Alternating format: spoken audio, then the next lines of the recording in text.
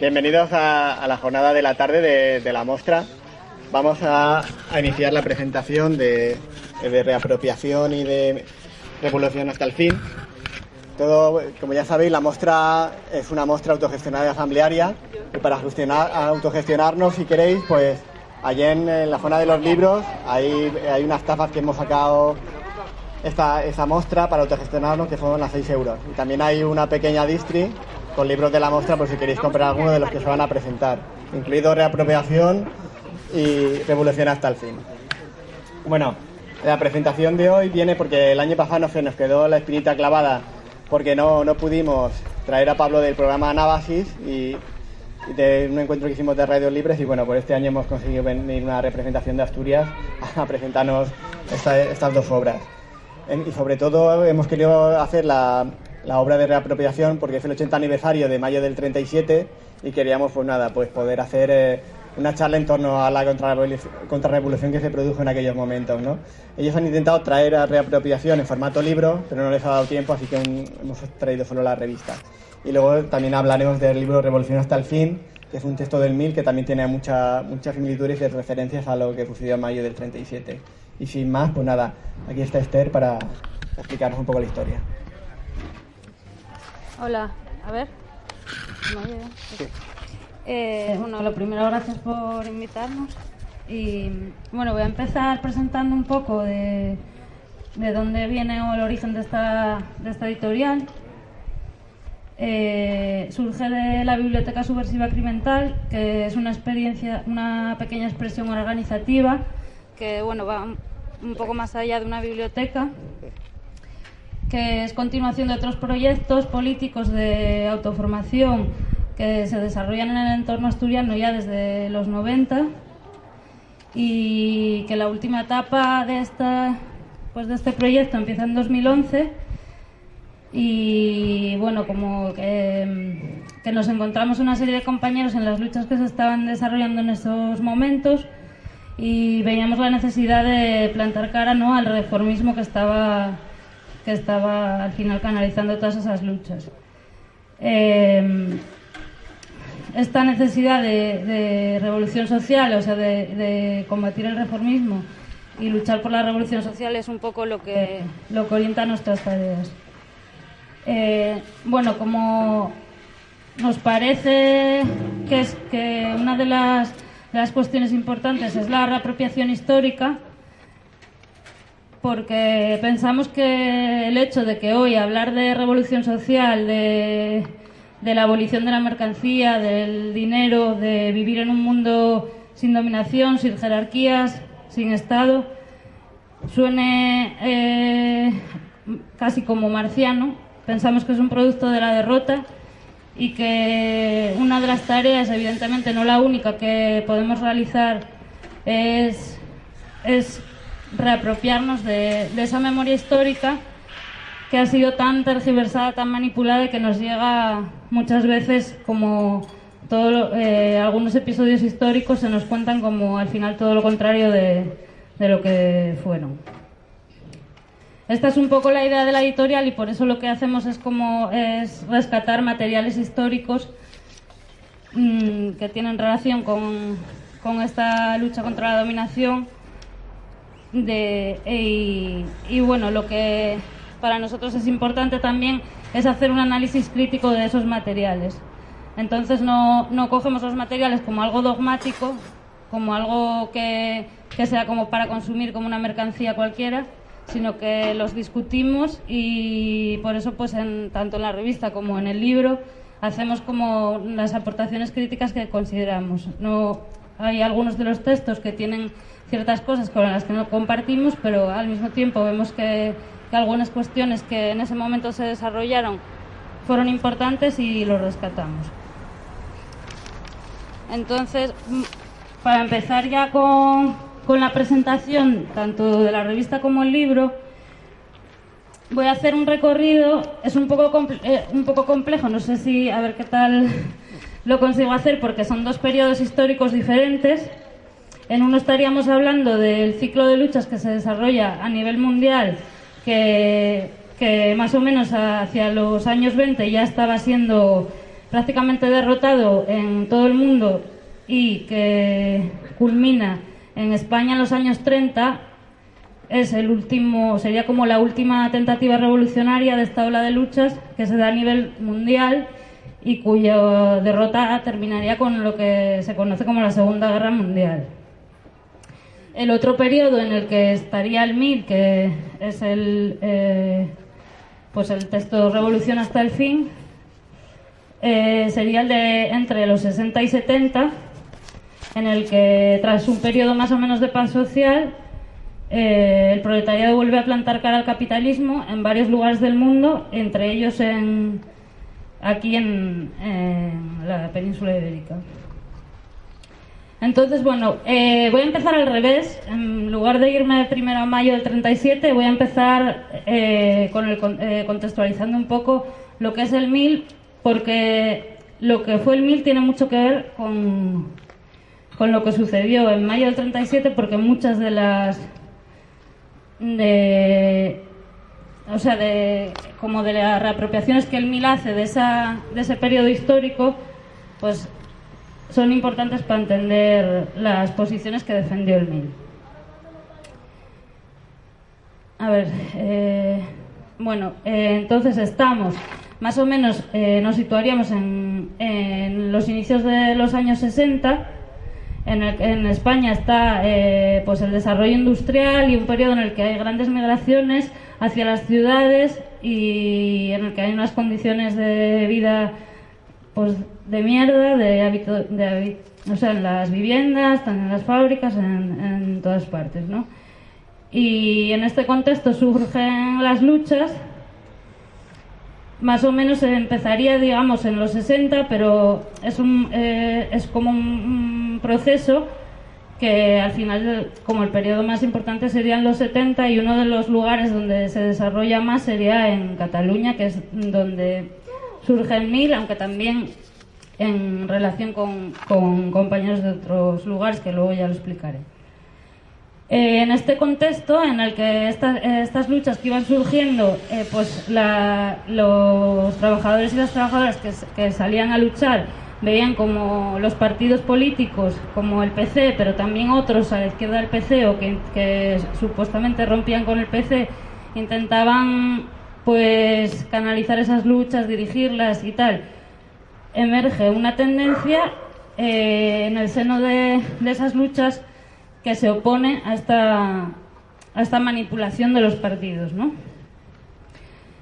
Que ven como quieren utilizar esas luchas de los trabajadores para sus programas políticos y como cantera para extraer de ahí militantes.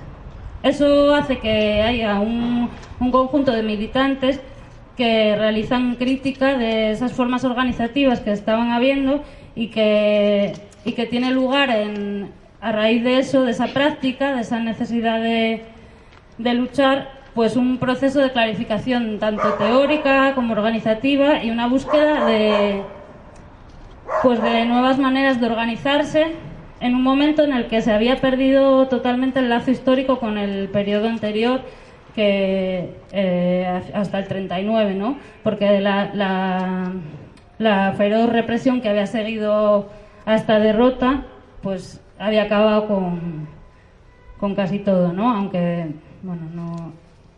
Pero esta gente que empieza a luchar en ese momento necesita como buscar ese lazo con el pasado, ¿no? Y de hecho, bueno, pues surgen entre pues formas organizativas al margen o en ruptura con esos partidos que manipulaban las luchas, como plataformas de comisiones obreras. Surgen boletines como qué hacer, surgen círculos de formación en los que se discutían textos, se recuperaba también como un poco la memoria histórica, grupos, pues bibliotecas. Tiene lugar todo este proceso, ¿no? de teorizar la práctica, como lo denominaron, ¿no? Entonces, bueno, en este contexto es en el que surge el MIL. El MIL se entiende a sí mismo como un grupo de apoyo al movimiento obrero y da una gran importancia, igual que otros de ese contexto, a ese proceso de clarificación teórica. Y por ello, pues constituye las ediciones mayo del 37. La necesidad que tienen de encontrar medios para que estas publicaciones puedan salir adelante son las que les lleva a realizar las primeras expropiaciones, que tienen como objetivo financiar las ediciones de estos materiales. Estos militantes que surgían de este contexto más de Barcelona entran también en contacto con otros de Toulouse, que tenían también a su vez contacto con antiguos anarquistas, o sea, con exiliados anarquistas en Francia, que serán los que les proporcionarán las primeras armas para las expropiaciones. Entran también en contacto con la Internacional Situacionista, no sé si, bueno, y con la librería Le Vieille Tope, que habían como emprendido ya ese camino en el que también estaban toda esta gente, en el que se recuperaban pues materiales malditos y luchas que habían sido totalmente enterradas, ¿no? Entonces, entre todos estos se recuperan textos del comunismo que se había opuesto a la Tercera Internacional y que había denunciado la deriva de la contrarrevolución en la Unión Soviética. Como pueden ser los consejistas, que recuperan textos de Anton Pannekoek, o textos de Chiliga sobre crítica de la URSS, ¿no?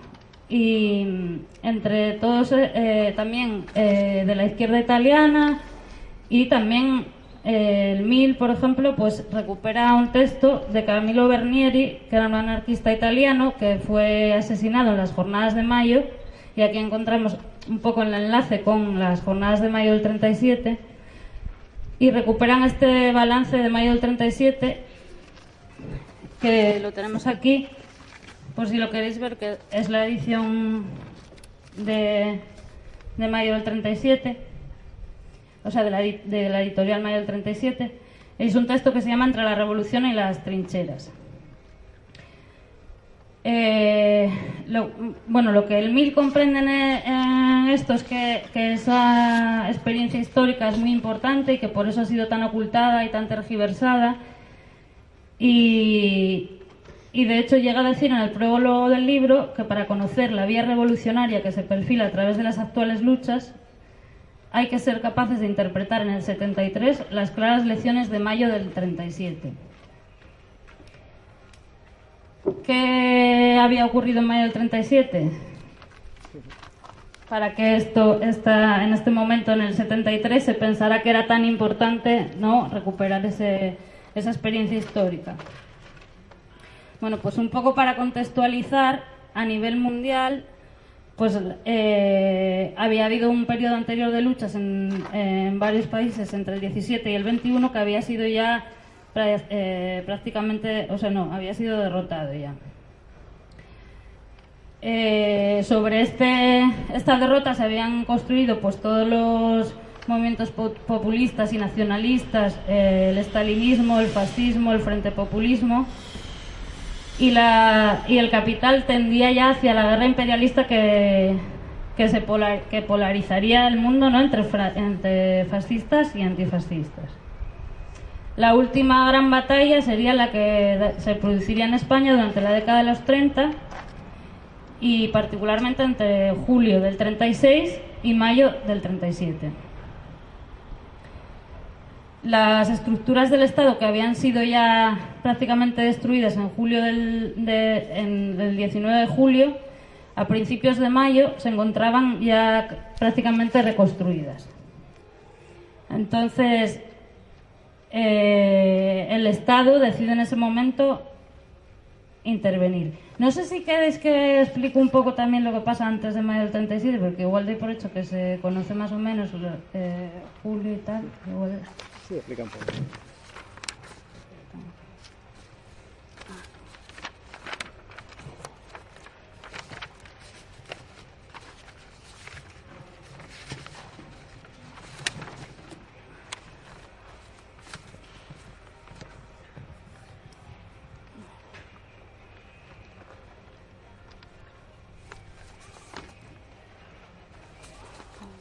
Aunque sea de cabeza. Ya, estoy fenómeno.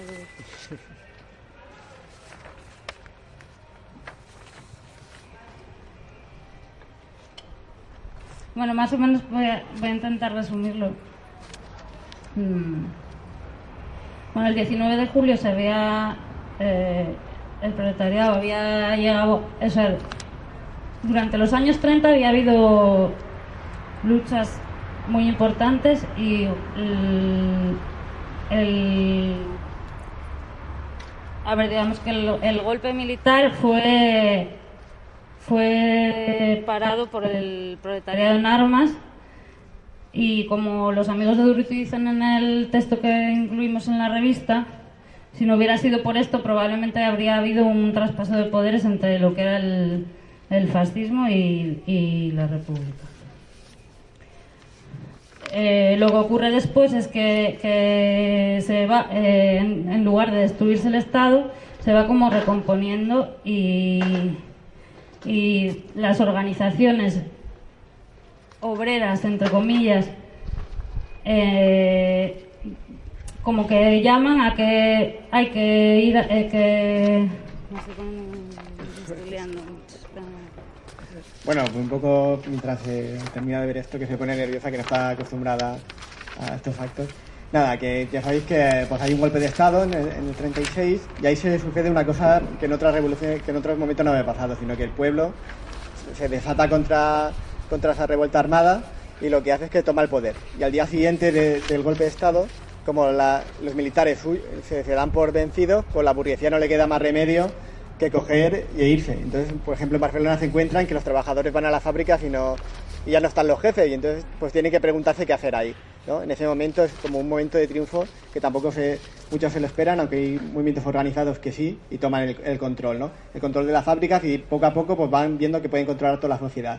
Que como la burguesía, que es el capitalismo, no tiene de su parte al Estado, que son los militares, pues la burguesía cae enseguida, porque no puede defender, no puede evitar que la gente tome las fábricas, o que tome los supermercados, no, por las cantinas y las cosas donde están los suministros de alimentos.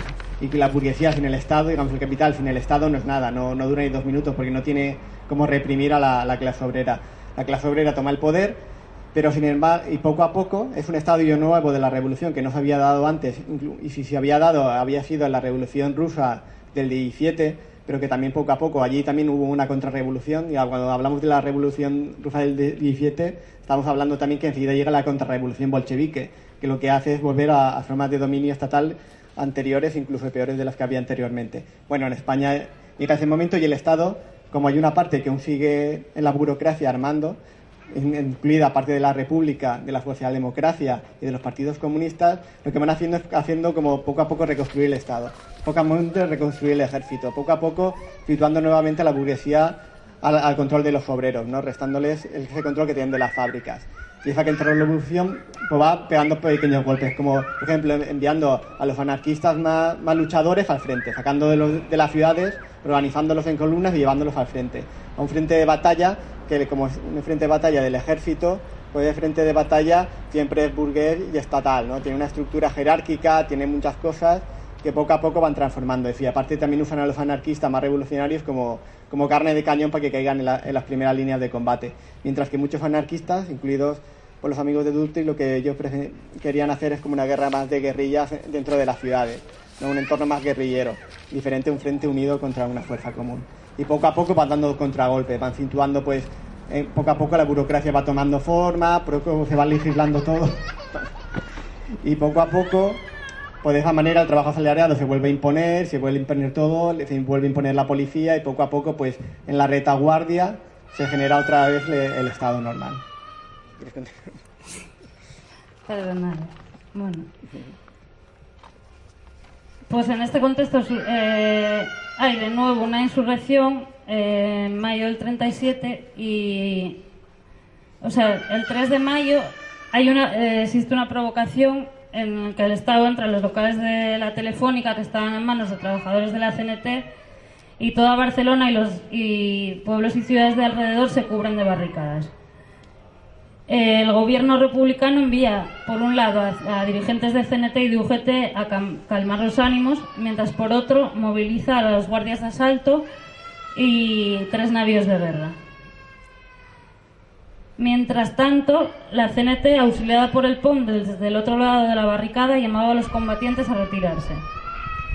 Solo algunos pequeños grupos que ni siquiera iniciaron esa insurrección, pero sí que estaban ahí, como los amigos de Durruti y la sección bolchevique-leninista, quisieron extender la lucha. Los textos que incluimos en la revista pues son balances más o menos de ese periodo todos, menos el de Agustín Guillamón, que, bueno, no sé si lo conocéis, es un historiador que ha escrito muchos materiales sobre esa época. Y los otros 3 serían el primero de la organización Los Amigos de Durruti. Esta agrupación fue creada en marzo de 1937 en respuesta a la militarización de las milicias, o sea, al control del Estado de las milicias que en un inicio se habían levantado contra el golpe y habían iniciado la revolución. Al militarizarlas, pasan a estar por el control del Estado y los amigos de Durruti se oponen a esto y se oponían desde dentro de la CNT, porque eran militantes de la CNT, a la colaboración con el gobierno y a la contrarrevolución que veían que se estaba fraguando. Al estallar las jornadas de mayo, luchan contra el gobierno del que la CNT formaba parte y lanzan a la calle una octavilla, que es la que incluimos en la revista, y expresan en un periódico, El Amigo del Pueblo, y publican varios textos, como Hacia una nueva revolución, que es el que hemos incluido también en la revista. En estos lo que denuncian es que el golpe del 18 de julio hubiera sido un simple traspaso de poderes, y si no hubiera sido porque el proletariado salió a la calle, asaltó cuarteles, hizo con armamento. Y denuncian también que el 19 de julio no hubo una revolución completa, ya que el proletariado, tras vencer en la calle a los militares, había renunciado a destruir el Estado al someterse a la unidad antifascista y a la colaboración con el gobierno. Una conclusión que extraen también es que dicen: las revoluciones son totalitarias o son derrotadas. En lo que entienden por totalitarias, que lo explican a continuación, es que afectan a la totalidad de las relaciones sociales que genera el capitalismo, a la destrucción por la fuerza del capital y del Estado. Otro texto que también es de una persona que participó y que estuvo en las jornadas de mayo, que es Grandizo Muniz, que incluimos un extracto porque es un libro más extenso que se llama Jalones de derrota, promesas de victoria, y que fue escrito por después de terminada ya la guerra. Este fue protagonista de las jornadas de mayo, como he dicho, y su agrupación, que era la sección bolchevique-leninista, fue, junto con los amigos de Durruti, de las únicas que llamaron a continuar las barricadas. Pues bueno, este texto, que es un balance que consideramos importante, a pesar de que, bueno, pues es un texto que viene de una organización trotskista y que no termina realmente de romper con ella, pero que señala cuestiones muy importantes, y voy a decir algunas. Señala cómo en esos momentos la barricada quedaba perfectamente delimitada y el proletariado de un lado y el resto de las fuerzas enfrente. Y dice que las fuentes de la contrarrevolución se encuentran en el sistema capitalista, pero que cada vez más el capitalismo echa mano de las fuentes incrustadas en el mismo movimiento obrero. Dice, las piezas auxiliares de la contrarrevolución en el movimiento obrero aparecieron durante la guerra visibles al ojo más miope, desempeñando ellas mismas la función principal. La línea divisoria entre capitalismo y socialismo se marcó nítidamente. Líderes obreros, entre comillas comunistas y entre comillas socialistas, también anarquistas, se vieron obligados a gesticular con brazos y piernas para hacer notar bien al capitalismo mundial que se encontraban del lado de la contrarrevolución. Él dice que en mayo todo el mundo quedó situado en su verdadero puesto y ve como en estas jornadas un momento en el que en las luchas que vinieran en el futuro iban a tener en cuenta. No sé si leer algún extracto más de esto, si no después. El otro texto que es también de la época sería El Frente Popular contra los Obreros de Barcelona, que es un texto que está extraído de la revista Vilán y bueno, que se llama La Fracción de la Izquierda Italiana, pero pertenece a un grupo de expresiones organizadas que vivieron durante el periodo de 1920 al 40 y que defendieron el comunismo, pero denunciando el carácter capitalista de la URSS y poniendo en primer plano no la crítica de cómo la URSS se había vuelto burocrática, sino de cómo había continuidad capitalista, de que no se había destruido realmente ni el valor, ni la mercancía, ni el trabajo asalariado, ni demás. Estos grupos que lucharon en los inicios de la Tercera Internacional contra su transformación en una herramienta del Estado y se contraponían a los frentes populares, al parlamentarismo, al centrismo y denunciaron el carácter capitalista tanto del fascismo como del antifascismo.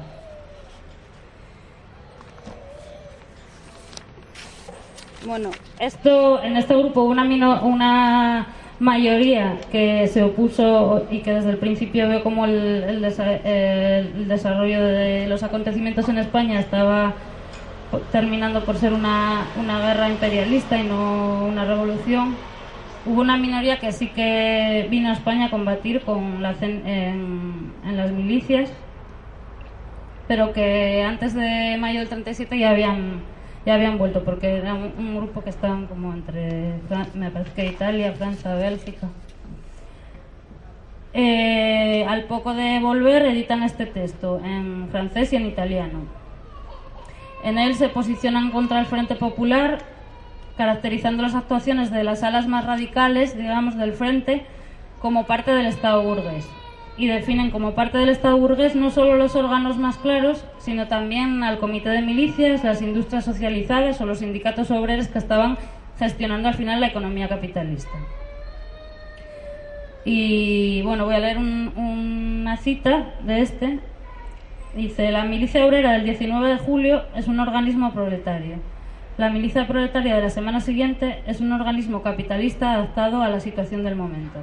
Y para realizar su plan contrarrevolucionario, la burguesía puede contar con los centristas, los socialistas, la CNT, el PON, ya que todos hacen creer a los obreros que el Estado cambia de naturaleza cuando el personal que lo dirige cambia de color. Y bueno, dicen que el hijo del Frente Antifascista, de las socializaciones de las milicias y de la militarización de las milicias, es la matanza de Barcelona del 4 de mayo de 1935. El último texto que incluimos en la revista es el de Agustín Guillamón, que no es de ese periodo histórico, sino que es de actualidad, supongo que hay gente que lo conoce.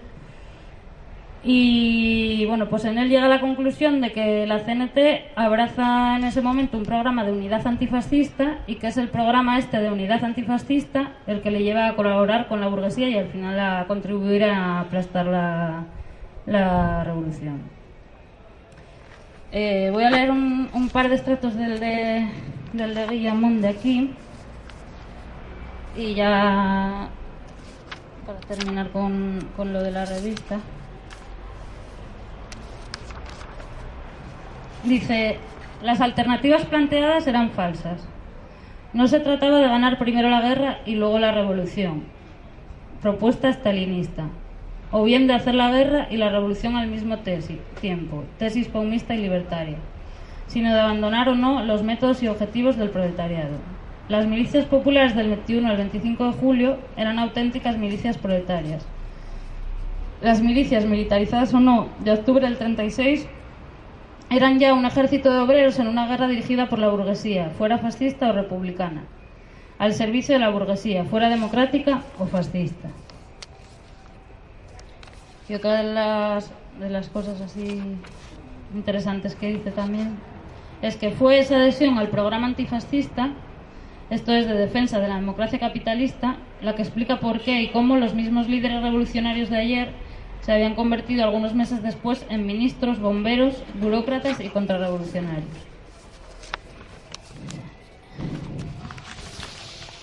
Estos son más o menos, bueno, los textos que hemos incluido en la revista. Y también en la introducción pusimos un extracto del prólogo que hizo el MIL al texto que os comentaba antes, Entre la revolución y las trincheras, y en donde se puede ver las posiciones que el MIL defendía sobre eso y la importancia que le dio, y de hecho por eso le puso a sus ediciones mayores del 37. Bueno, como habíamos hablado antes, pues el MIL tenía dos proyectos, el de la agitación armada y la biblioteca, pero que eran como para el mismo objetivo y se entendía a sí mismo como un grupo de apoyo al movimiento obrero. Y para desmitificar al MIL, porque se ha hecho como mucha tergiversación histórica también, hay que dejar claro que el MIL no era un grupo antifascista, sino que se diferenciaba muy claramente de lo que era la oposición franquista, antifranquista, y se colocaba en las posiciones históricas del proletariado revolucionario. Y lo característico del MIL es precisamente esto, y que rompe con las ideologías dominantes, incluso con las dominantes en el seno de los que se dicen revolucionarios, rompiendo tanto con el marxismo como ideología y como en el anarquismo como ideología, entendiendo por ideología la cosificación del pensamiento, el dogmatismo, la falsa conciencia de la realidad. Bueno. Y yendo más allá de los rótulos, se reapropia de toda la experiencia revolucionaria, tanto de quienes se han reivindicado de una o de otra corriente. De hecho, en el libro que presentamos se puede ver toda la influencia que tienen ahí, pues diversas expresiones de hecho, sin embargo, por eso digo lo de la desmitificación, se sabe hoy mucho de las expropiaciones del MIL, o bueno, se ha hablado más, digamos, y se sabe poco sobre el proyecto social que defendía el MIL y lo que es realmente característico de este. En ese sentido, bueno, es muy recomendable el libro El MIL, una historia política, de Sergi Rosset, que es el que explica un poco eso y el origen del MIL. Lo recomiendo porque así, si a alguien le interesa ampliar, porque yo voy a hacer así una aproximación muy por encima. Bueno, entonces, bueno, como este texto que hemos editado, que se llama Revolución hasta el fin, pues es uno de esos textos que el MIL quiso publicar, pero es un texto propio y es un texto que ellos utilizaron como para discutir y para profundizar entre los mismos miembros o compañeros cercanos. Es un texto que se vio como inacabado y por eso pues parece que no se difundió demasiado. No hay como distintas versiones, no se sabe muy bien si se llegó a editar o no, pero en principio si se editó fue una tirada muy pequeña. Lo que sí se sabe es que fue muy importante en ese sentido de discusión entre los mismos miembros del MIL. Y no sé si por aquí yo creo que sí que se quiere intervenir y eso, y luego igual os puedo contar o leer algún extracto del libro para saber más de qué va, pero por si queréis pasar a un debate o preguntas o lo que sea. Sí, si tenéis alguna pregunta sobre los textos o abrir sobre qué pensáis de mayo del 37 y sobre un poco lo de que explica en el libro 1000 o qué pensáis del 1000 y estos momentos de recuperar la historia, que es, sobre todo hemos tomado este tema por eso, porque es el 80 aniversario de la contrarrevolución de mayo del 37, y si queréis alguna pregunta, alguna duda o algún comentario sobre ese tema de las contrarrevoluciones. Antes de entrar en ese tema, ¿nos puedes contar un poco en el libro el proyecto social del 1000? ¿Cuál era? Un poco por encima, porque el debate da mucho de decir. Sí. Pues como te decía, el 1000 al final no se puede entender tampoco de forma aislada, es un producto también de ese momento, de esas luchas, y también está en conexión con con toda la historia de la lucha contra el capitalismo, ¿no? Y el proyecto social que defendía pues era la abolición, digamos así, como por resumir, la abolición de la mercancía, del dinero, del Estado, la vida en el comunismo, en la anarquía. Y en el libro, en realidad, lo que hace es como una especie de compendio de estas posiciones que tienen, ¿no? O sea, si por ejemplo la primera parte, digamos, se dedica a lo que os decía antes, de la crítica de las ideologías, sobre todo de la marxista y del leninismo, porque de hecho en principio el texto pensaba ser una crítica del leninismo, aunque al final terminó siendo mucho más que eso. Pero digamos que en la primera parte se dedica sobre todo a eso, a la crítica de las ideologías, a la definición de qué es el proletariado, pero no define el proletariado como la afirmación del obrero, no digamos como la ideología obrerista, sino que define el proletariado como negación, como negación de lo que es obligado a ser en el sistema capitalista. Y pues luego, como más o menos habla también de la crisis capitalista en ese momento, hace una crítica también de lo que son llama los países mal llamados comunistas, y por último hace como una especie de balance, digamos, del momento y como de las perspectivas revolucionarias que hay, y habla, pues, por ejemplo, del consejismo, aunque hace también cierta crítica al consejismo como ideología. Y más o menos, no sé si te respondí.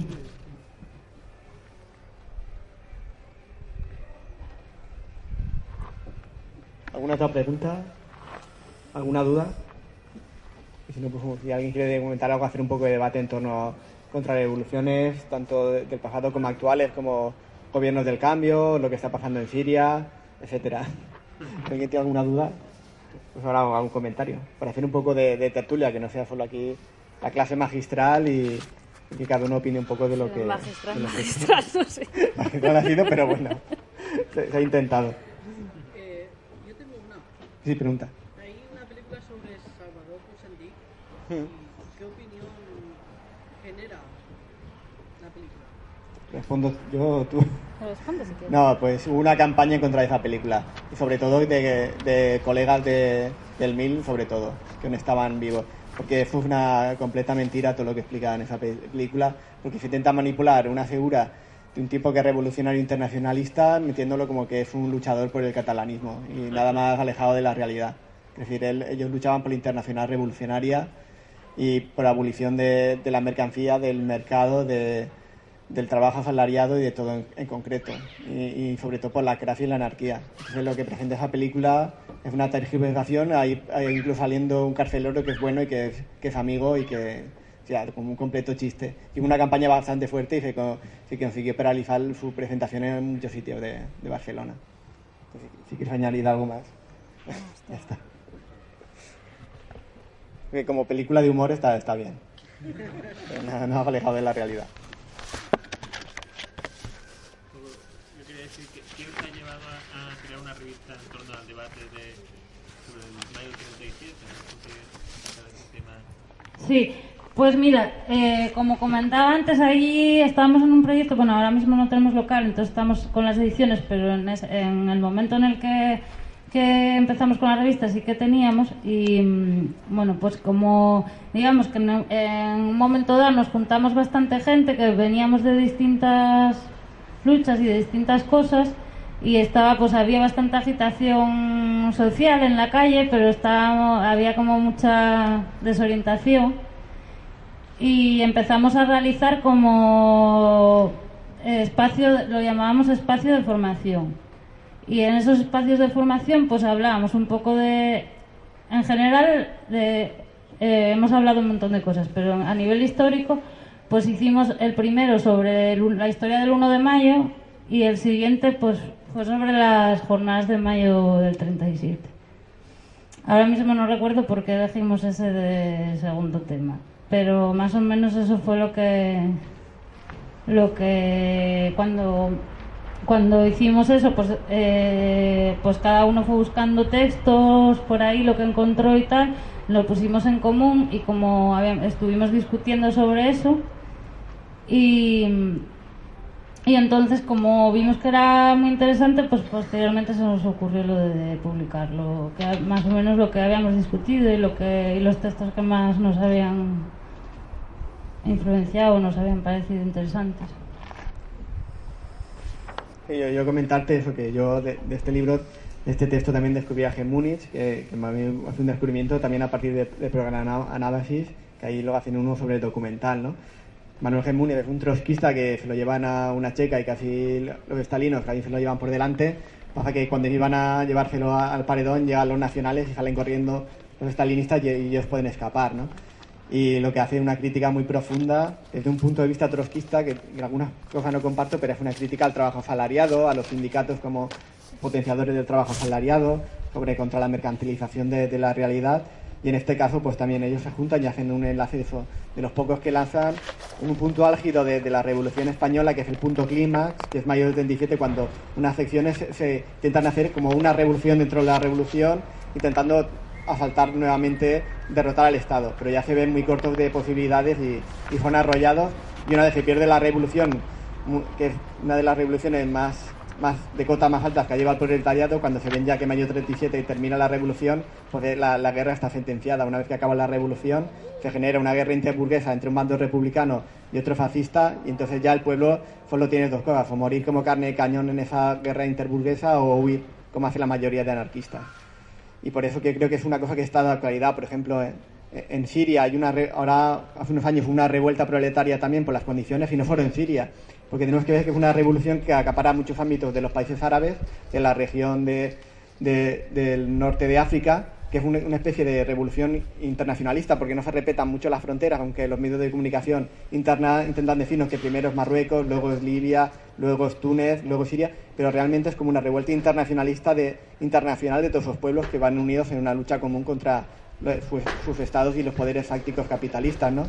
En Siria se hace una revuelta bastante importante, se asaltan cuarteles, comisarías, se queman escuelas. Al final el ejército hace una represión, pero los mismos militares giran las armas contra sus propios oficiales, y entonces ya la burguesía siria pierde completamente el control y ya entra en juego la burguesía internacional, ¿no? Tanto de Estados Unidos como Rusia y Europa, para intentar sofocar ese fondo de revolución social que se estaba planteando en Siria, ¿no? Y entonces ahí se ven claramente en Siria como en esos años se llega a todos los esquemas de contrarrevolución que el capitalismo usa, tanto el nacionalismo. Vale, pues tanto en Siria la burguesía internacional y local pues utilizan todas las herramientas contrarrevolucionarios que se conocen, empezando por el nacionalismo, aislando a Siria, diciendo que es una guerra solo en Siria, cuando había una revuelta popular en todas las regiones alrededor, diciendo que es la región, diciendo que hay islamistas y no islamistas, o sea, lo típico, o dentro de Islam igual, diferentes regimientos religiosos diferentes, y luego ya da un paso más y también mete a los partidos comunistas como el PKK para que intente una recuperación de la parte revolucionaria de Rojava y etcétera, de la gente más combativa, intentando encuadrarlos en partidos comunistas y en formaciones ya más proestatales. Y eso más o menos es como tenemos que ir analizando estas guerras para, si en un futuro hay una revuelta o una revolución, saber que qué etapas pone la burguesía internacional para contrarrestar cualquier rebelión popular, proletaria o revolucionaria. Que siempre será primero el nacionalismo, luego será el islamismo, no, pero el islamismo podemos contemporaneizarlo con la revolución del 37 como si era el fascismo. Cómo hacer un régimen interclasista de lucha. O sea, Bordiga, en uno de los textos que dice, uno de los peores efectos que tiene el fascismo es el antifascismo, en relación en que hace que la gente se haga una lucha interburguesa para combatir un fascismo que también es burgués, entonces hay que tener una guerra interburguesa donde el proletario pierde su instinto de revolución. Porque si tú tienes que estarte en un frente antifascista, como pasó en la guerra del 36, ya pierdes tu capacidad de decir, no, yo no quiero estar nunca con la burguesía. Y eso es un poco lo que viene a reflejar estos textos, ¿no? Como los frentes antifascistas a veces se tornan burgueses, porque ellos, cuando el fascismo que reclaman, no te reclaman la revolución, proclama que hay que defender la democracia, pero la democracia burguesa. No te proclaman una revolución social que acabe, por ejemplo, con el trabajo asalariado. Primero hay que acabar con el fascismo y luego continuar, cuando lo que queda claro en muchos textos es que la democracia burguesa es la fase superior del capitalismo, una fase donde el capital no tiene que usar la porra, solo la zanahoria, y para sus proyectos capitalistas es más fácil la zanahoria porque no tiene que gastar dinero en militares o policías para reprimir, porque tú mismo todo reprimas y vas por la zanahoria. Entonces, todos los textos lo que van un poco encaminados a eso, no caer en esas trampas del nacionalismo, del patriotismo o del antifascismo, o en este caso contra las guerras contra el ISIS, etcétera, que más o menos es lo que se plantea. Muchos grupos comunistas plantean la guerra contra el ISIS como algo antifascista, pero mucha gente no tenemos nada que ver con unas agrupaciones que están participando allí. Y eso también es una cosa que tenemos que ir haciendo, pues, viendo la historia, porque si algo tiene el proletariado son derrotas, muchísimas, y tenemos que ir aprendiendo un poco de esas derrotas e intentar ir un paso más allá, como se intentó más del 37, que ya ir un paso más allá, aunque fue ya demasiado tarde, que fue ya, creo que la cumbre de la revolución social, que ya estuvo a punto y se perdió. Sí, bueno, yo creo que también otra de las lecciones, digamos, que se puede sacar de eso es la importancia de luchar con la misma intensidad contra el reformismo que contra el capitalismo, digamos, más claro. Porque se ve claramente como en ese momento los reformismos no tienen ningún problema en contribuir a aplastar y a matar y aniquilar a los que se están rebelando. Entonces, bueno, es un poco también, igual puedo leer un trozo de lo que dice Muniz, ya que lo sacaste tú, que está hablando como un poco, digamos, a lo que tendríamos, de hecho, a esto que estamos diciendo de las lecciones que se extraerían, ¿no? Y dice, mal que bien el proletariado catalán disponía de armas. Eso le permitió hacer frente a la contrarrevolución estalino-capitalista. Y si no le permitió triunfar, sentó un aleccionador precedente para el proletariado mundial y abrió horizontes frescos.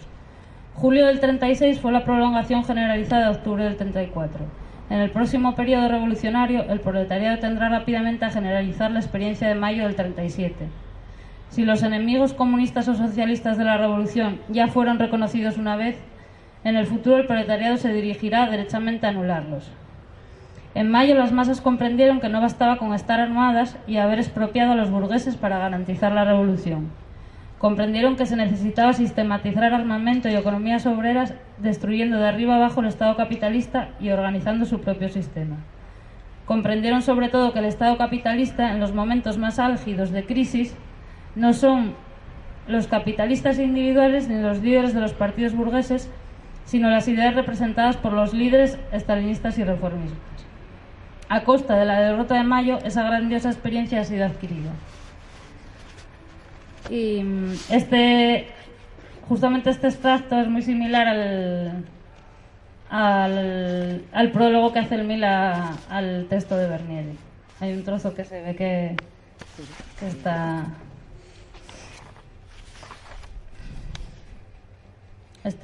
para garantizar la revolución no basta con que las masas estén armadas y hayan expropiado a los burgueses. Es preciso que destruyan de arriba abajo el Estado capitalista y organicen su propio sistema. Dicen, o sea, que se ve que lo habían leído. Creo que lo editaron, de hecho.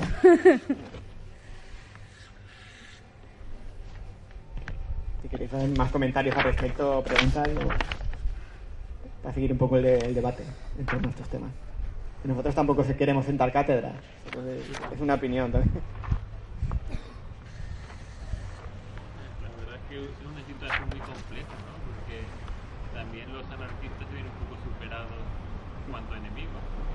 Claro, exacto. Yo iba a decir lo mismo, lo que pasa es que será por la comida o lo que sea que iba más lenta, pero quería decir exactamente un poco lo mismo. Sí, y sobre todo cuando tienen enemigos dentro de sus filas y dentro de anarquistas que se hacen con él, como García Oliver o Federica Montseny, que se montan dentro de la estructura del Estado. Y claro, son gente que era amigos de Durruti, compañeros de Durruti, que de repente empiezan a gestionar el Estado, y en mayo del 37 hacen el discurso del beso.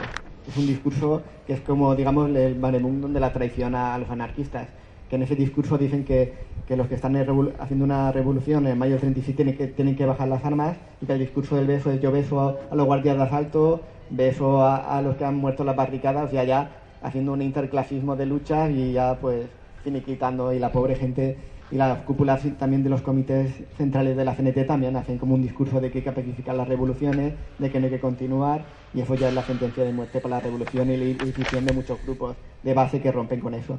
Entonces mucha gente queda completamente desmoralizada y revolucionaria y prefiere irse del país a continuar en esta guerra burguesa o estar a las órdenes de esa gente. La pregunta es, viéndolo ahora como con vista de pájaro, ¿no? Tantas décadas después, yo pienso igual que tú. Pero me intento poner en el sitio de esa gente, me refiero a la cúpula de la CNT, a García Oliver y tal. O sea, ellos, a ver si se entiende la pregunta, o sea, ¿ellos lo hacen con la intención de ser contrarrevolucionarios o lo hacen porque se sienten un poco abrumados por tanto enemigo y intentan no tener tanto enemigo? No lo sé, es que yo veo que lo veo complicado. En ese mismo momento hubo otros anarquistas que denunciaron eso.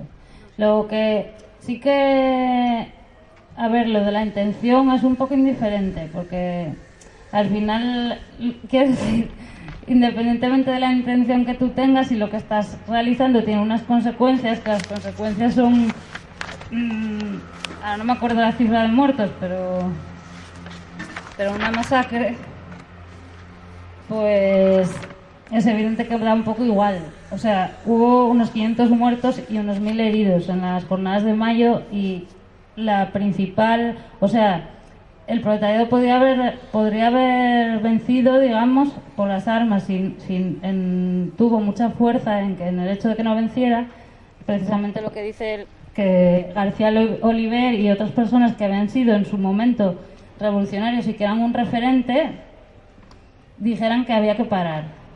Y el que había que parar, la consecuencia que tuvo fue pues la carnicería, y que se terminara la revolución y ya diera paso un poco más allá a la otra masacre de la Guerra Mundial. O sea que al final la intención, pues no sé qué intención tenían, ¿sabes? Pero al final las consecuencias que tienen las cosas dan un poco igual de la intención que tenga quien las realiza, me parece. Yo pienso que el problema no es la intención, sino más bien la ideología. En ese momento lo que al final pesó fue la ideología antifascista, que a lo que iba era que había que coger el mal menor, y el mal menor era el antifascismo. Y entonces ya no había que pelear por la revolución, sino por el antifascismo. Lo que pasa que es que resulta que dentro del antifascismo la República tenía más miedo de estos obreros y estas obreras que insurrectas que del propio fascismo, y empleó todas sus fuerzas en aplastarlos. Entonces, al final lo que empezó ahí fue eso, la ideología antifascista y del mal menor, pues vamos a escoger esto como mal menor, que al final, da un poco igual. Si yo creo que lo que hay que ver es qué podemos extraer como lecciones de ese momento histórico, porque plantearse como las intenciones que tenían o no quienes estuvieron en el gobierno, sabes que al final como no se puede volver atrás y Y, o sea, que más bien lo que se necesita es sacar lecciones, ¿no? Igual de eso, más que igual pensar por qué pudieran hacer una cosa u otra, pienso, no sé. Sí, te cuento. Sí, pero yo lo que intento es ponerme en la piel de esa gente y no creo que, por ejemplo, se pueda decir de García Oliver que no era anarquista, ¿no? O llevaba una trayectoria anarquista. Y es como que yo me veo en la tesitura de esa gente y que sí, que son revolucionarios y que son libertarios y tal, pero eso es como una teoría en tu cabeza y en tu cerebro, pero luego te encuentras con la realidad, que uno es comunista libertario, que el otro es nacionalista de izquierdas, que el otro es no sé cuántos, y que luego están los fascistas que vienen por detrás. Y es que lo veo muy complicado todo, o sea, no sé, y por eso me pregunto qué distancia habrá entre lo que esa gente tendría en su cabeza de cómo deberían ser las cosas y finalmente lo que hacen o hacia dónde derivan sus acciones. Que lo veo muy complicado, pero claro, sacar enseñanzas es súper práctico para un futuro. Pero no sé bien qué enseñanzas se puede sacar de esos sucesos. Fue un desastre. Y no sé, por ejemplo, entonces, vuestra teoría, ¿qué es lo que se tendría que haber hecho? Ir los anarquistas todos a una sin desmoralizarse y luchar por prolongar ese control de Barcelona durante más tiempo, y o sea, así se hubiese podido vencer la ofensiva antirrevolucionaria. O sea, ¿tenían posibilidades realmente? ¿Eso podría haber pasado? ¿O estaban condenados a que eso pasara?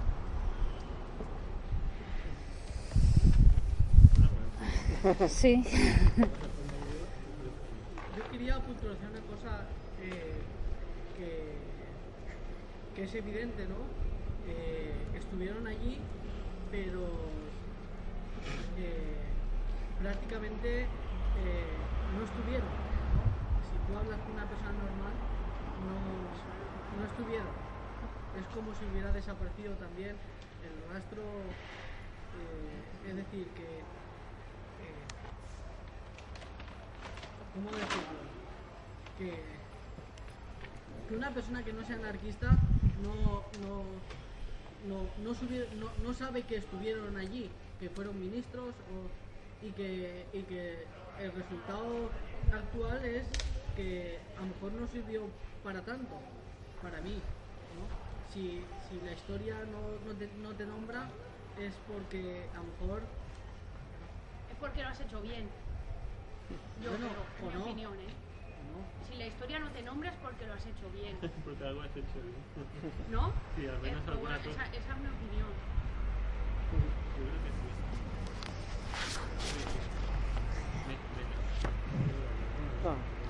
No, comenta. Un poco eso, lo de antes, precisamente los amigos de Duty, a mí me parece genial que sigan sacando esto, como ha hecho Guillamón, como ha hecho Miguel Amorós, porque a los amigos de la Duty se les ha tratado de integrar todo lo que se ha podido, y no solo desde el capitalismo, desde el estalinismo, etcétera, sino incluso dentro de la CNT, de la transición, se trataba de acallar eso un poco. Entonces, efectivamente, el que no sale en la historia, a lo mejor porque si ha hecho algo y no sale en la historia, si no ha hecho nada es normal, ¿no? Pero pues suele pasar eso, que se trate de apartar, sobre todo cuando hay una efervescencia revolucionaria tan grande como la que había en esa época, que los amigos de Duty no querían que terminara ahí, porque estaban viendo cómo se lo estaban cargando directamente. Y luego, no sé si lo que iba a responder, lo voy a decir antes, no sé si voy a acordarme bien. Pero bueno, sí, un poco creo que conocer los textos, sobre todo cuando lees libros de historia y ves que te ponen textos auténticos, te das cuenta de que de que estaban ahí, a lo mejor no querían, eso realmente es lo que todos queremos pensar. Porque son anarquistas, eran compañeros, habían estado luchando juntos, García Oliver, Urruti, Ascaso, etc. Años y años, en situaciones súper peligrosas. Pero cuando ves que ni siquiera se oponían a ese, que no era aplacar una pequeña revuelta, eran cárceles llenas de anarquistas, etcétera. ¿No? Los números, creo que ellos los conocen mejor. Te das cuenta de que no era un simple. Había cambiado o no sé muy bien, pero vamos, que no creo que se pueda exculpar desde hoy en día, conociendo la historia. Y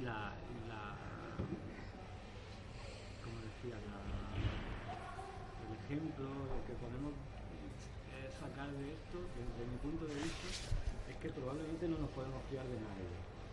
Pero sobre todo no nos podemos fiar de nadie que rápidamente está formando un partido político o está defendiendo a los que forman un partido. Eso es muy bien. Tener la idea misma. Punto de vista.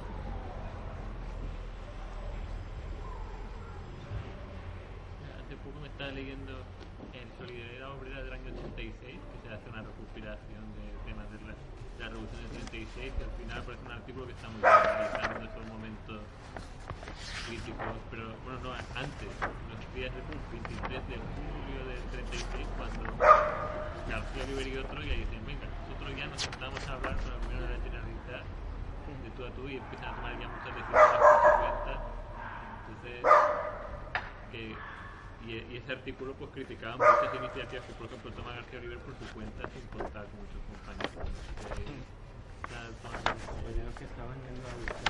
Sí, entonces, y el artículo, no sé, yo acabo deduciendo como también un fallo de los anarquistas de no protegernos ante este tipo de actuaciones. O sea, nosotros no tenemos por qué los compañeros no le dijeron, oye, no estás haciendo las cosas como toca. No, porque era la postura oficial de la CNT en realidad esa. No era una decisión individual de García Oliver. De hecho, García Oliver anteriormente se había opuesto a la colaboración con el Estado. Lo que pasa es que al final se plegó a la postura que era la oficial, digamos. Claro, pero el artículo plantea que García Oliver les plantea un dilema, que quizá era un falso dilema. Pues dice, tomamos un control militar, los anarquistas de la situación, o entramos en el gobierno. Y dice, quizá el dilema era falso, ¿no? Porque yo pienso que no era falso. Que quedara en manos de los trabajadores las armas y no querer tomar el control. Y desde en ese momento quizá incluso se podía replantear el sentido de la CNT que continuara existiendo, ¿no? Porque si ya el pueblo tenía el control de las fábricas, de las armas, de todo, ¿no? ¿Por qué seguir manteniendo ciertas estructuras? Esas estructuras le daban poder a personajes como García Oliver. Entonces el artículo a mí me gustó porque daba que pensar, ¿no? Por plantear dudas, pero es complicado.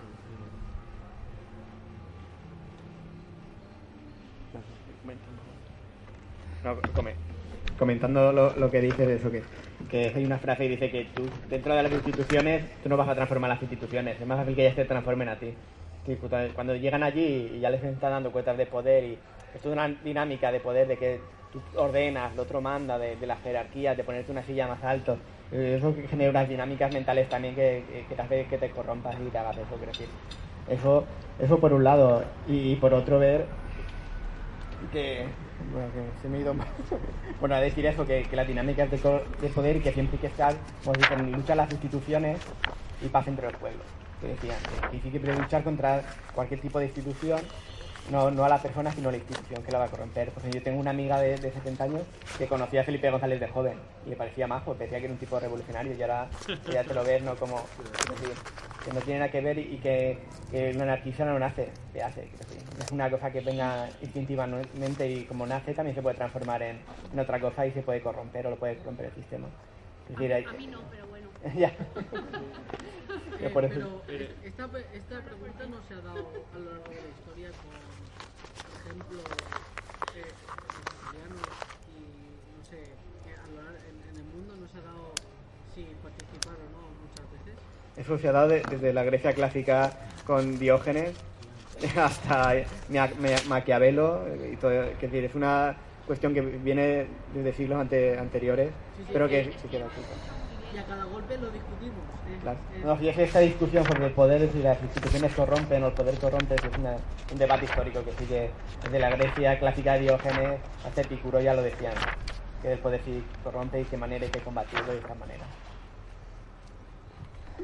Lo que decías que preguntabas que qué lecciones y tal, yo creo que una muy importante en relación a esto que estamos hablando es ver cómo en los momentos álgidos insurreccionales la contrarrevolución no solo echa mano de la represión, digamos, más evidente, sino que se infiltra en los mismos que se llaman revolucionarios y muchas veces echa mano precisamente de organizaciones que tienen un peso para el proletariado que se está rebelando y que de otra forma no hubieran conseguido muchas veces, tanto digamos, en la Revolución Rusa o en la de España, por ejemplo, pues no hubieran conseguido derrotarlos si no hubiera sido porque precisamente los que están contribuyendo a que eso al final se encauce hacia el mantenimiento del orden existente son gente que están diciendo que están haciendo la revolución.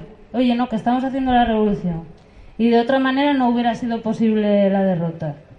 Entonces eso yo creo que es una de las cosas que es importante de ese momento, porque al final muchas veces se subestima el reformismo o tal, y en este momento se ve como el reformismo cumple ese papel que es al final como la última baza que juega, ¿no?, el sistema para mantenerse.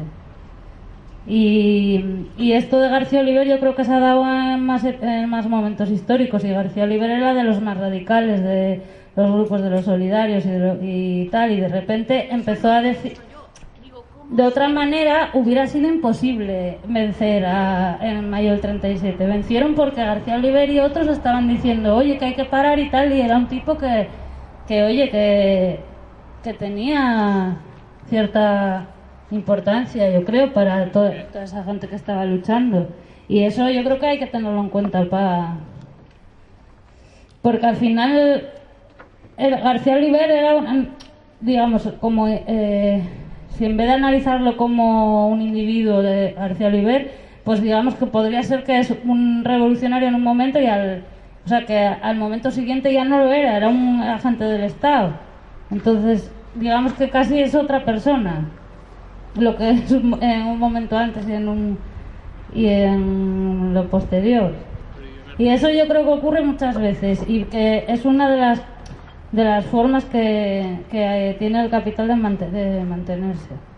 García Oliver, cuando te lees sus memorias, antes del 36 como después, te das cuenta que una persona que tiene poder, porque goza del prestigio de los compañeros, controla las armas de las secciones de defensa de la CNT, lo cual le da mucho poder dentro de la CNT, y le encanta el poder, y para mí es lógico su comportamiento. Y cuando dice, pues si no damos una especie de golpe de estado a los anarquistas, pues yo sigo en el poder de una manera o de otra, y le gusta el poder, y entonces vio el fallo de muchos compañeros anarquistas que no lo supieron parar.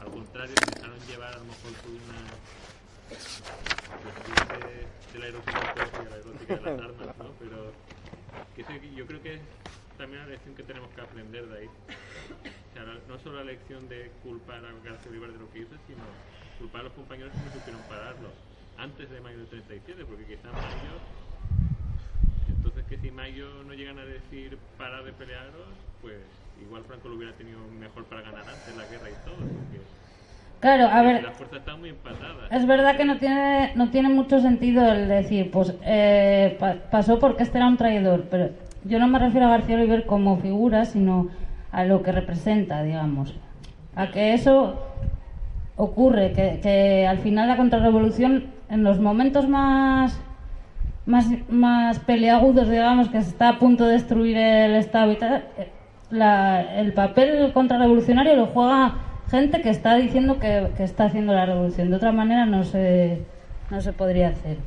Y luego, en cuanto a lo que decías antes de lo que él dice de la dictadura anarquista o tal, yo creo que no es falsa o sea, que no sé cómo dijiste, que era como un dilema falso. Yo creo que no es falso. O sea, de hecho, es que yo creo que aquí se ve bien en este episodio histórico cómo es que si no se destruye el Estado se va a recomponer. Si no se destruye el capitalismo se va a recomponer. Y si no se destruye, eso se destruye por la fuerza. De otra manera no se destruye. Entonces, si se deja, como fue lo que se decidió hacer, que se recomponga, pues evidentemente yo creo que el dilema no era falso, era destruir el Estado, destruir el capitalismo o dejar que no, como somos antiautoritarios, no podemos imponer, digamos, la revolución, entonces dejamos que se reconstruya el Estado. Incluso eso al final en realidad era como una disculpa, porque al final incluso participamos de que eso sea así. Y al final lo que jugó ahí sobre todo fue la ideología antifascista, más que haya habido una traición de determinados dirigentes o qué tal, sino que esa ideología al final pues había aprendido y era lo que primaba al final, que el mal menor, que había que defender el antifascismo y no la revolución.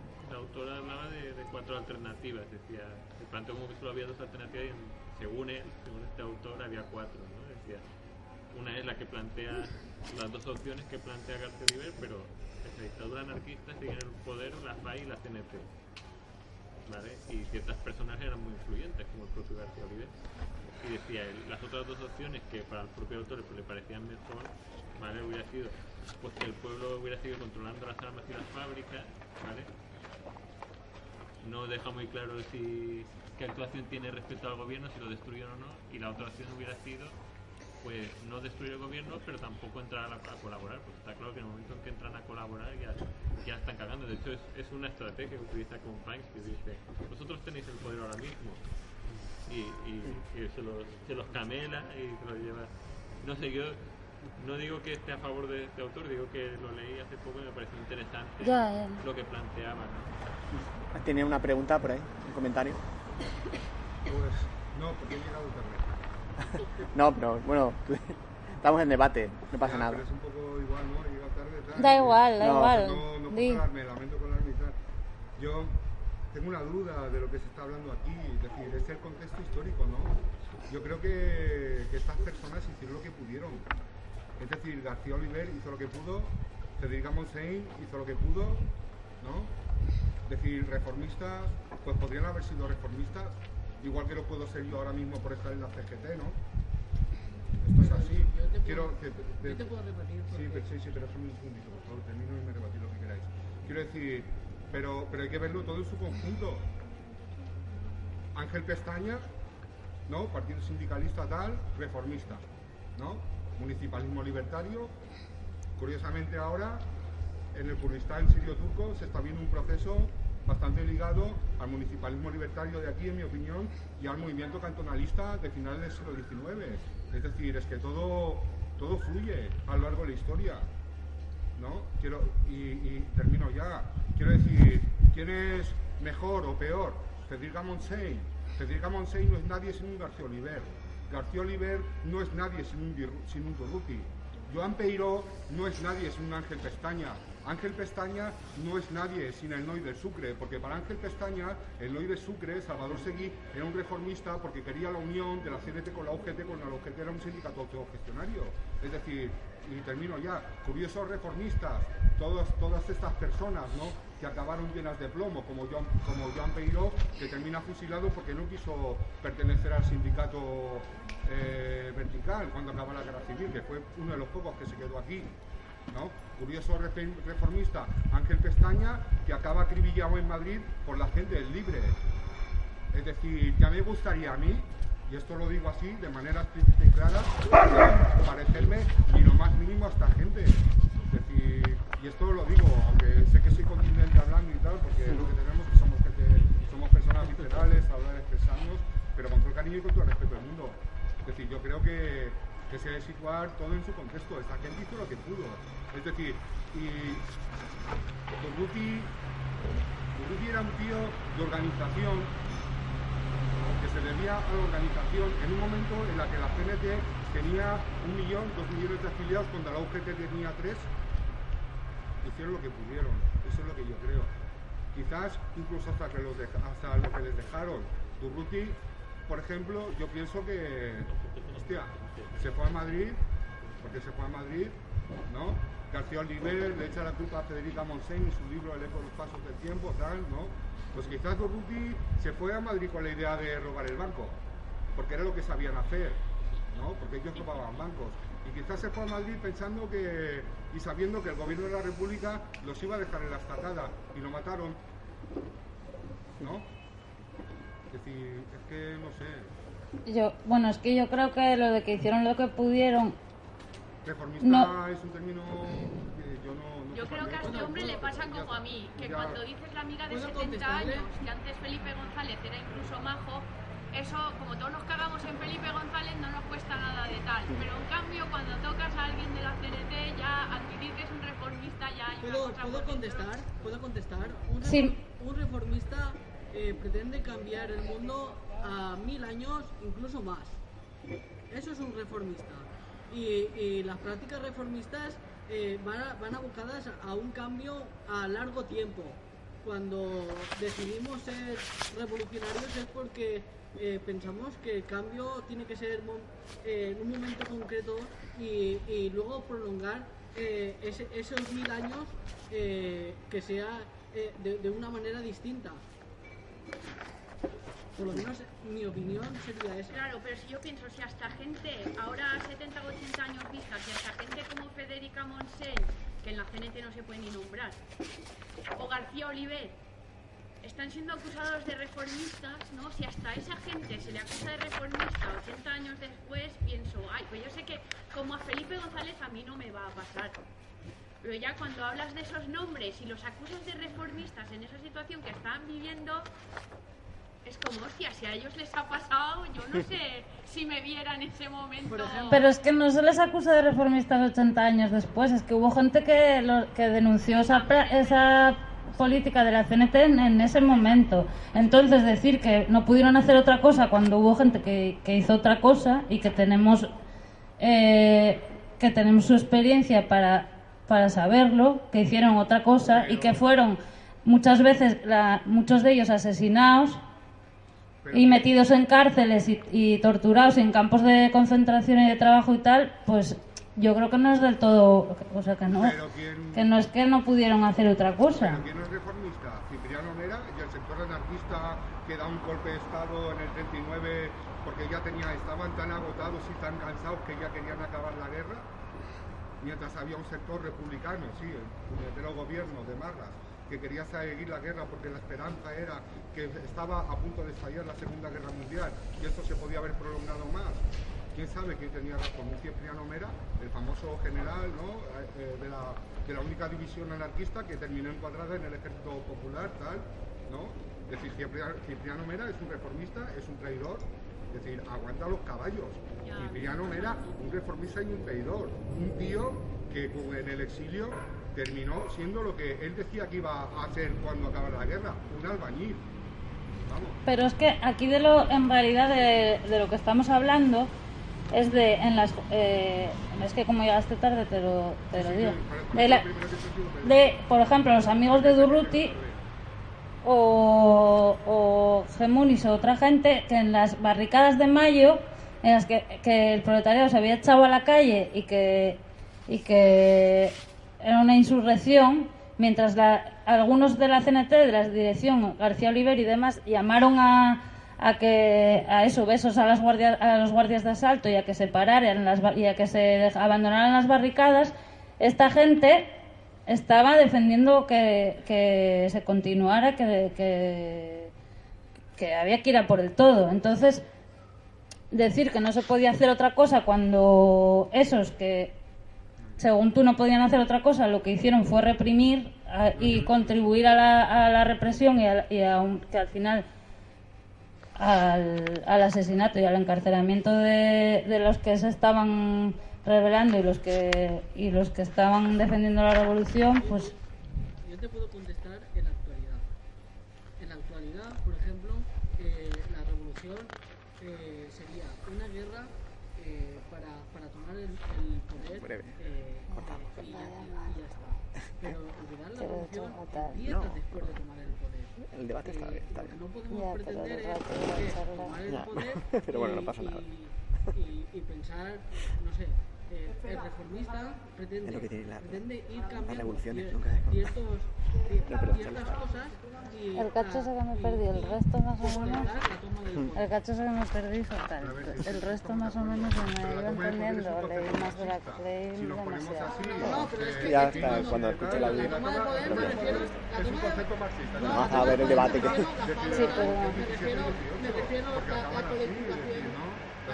Bueno, vamos a hacer un poco de debate entre todos, ¿no? Sí. Que luego ya estamos a punto de acabar porque... Yo me refería a que la toma del poder es hacer la colectivización y lo que el reformista pretende es que esa toma de poder se pare, se diluya, ¿no? Y que la toma de poder se alargue en el tiempo muchos años.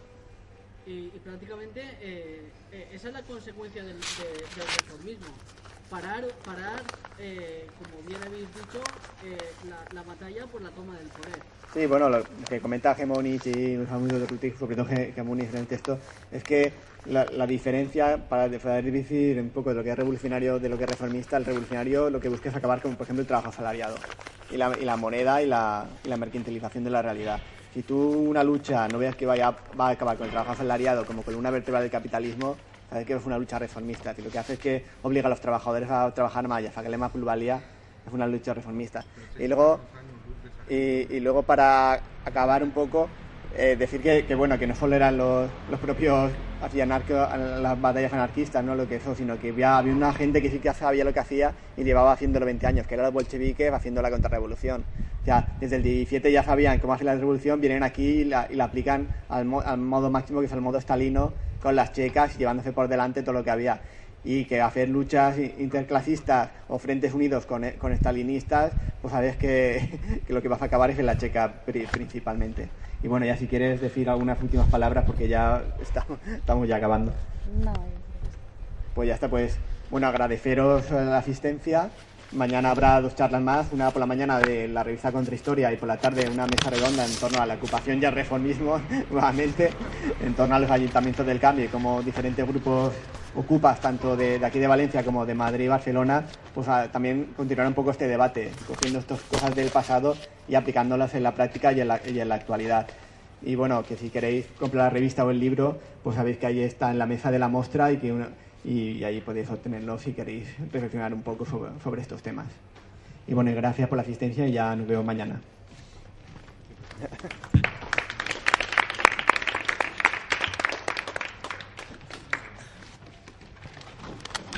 No, te decía que está grabando así.